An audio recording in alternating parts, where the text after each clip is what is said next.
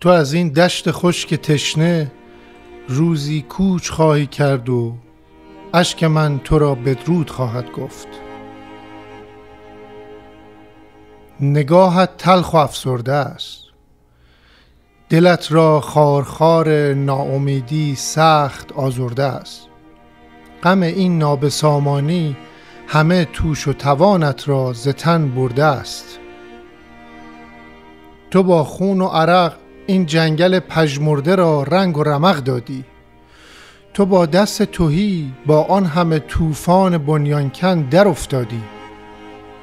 تو را کوچیدن از این خاک دل برکندن از جان است.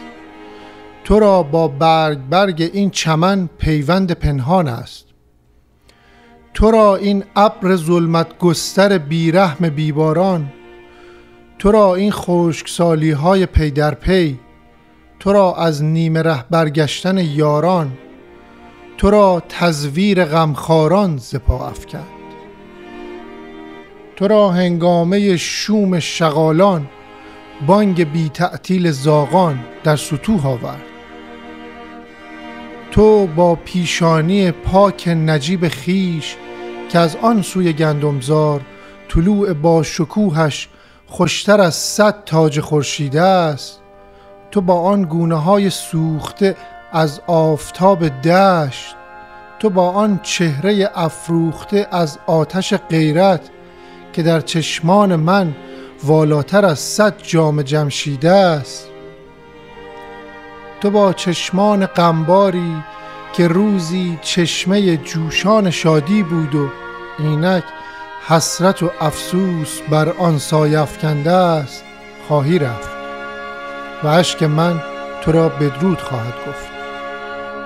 من اینجا ریشه در خاکم، من اینجا عاشق این خاک اگر آلوده یا پاکم. من اینجا تا نفس باقی است میمانم، من از اینجا چه میخواهم نمیدانم.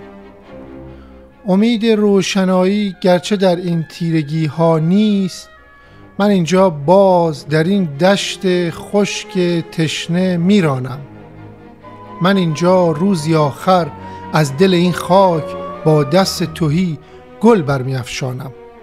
من اینجا روزی آخر از ستیغ کوه چون خورشید سرود فتح میخوانم و میدانم تو روزی باز خواهی گشت.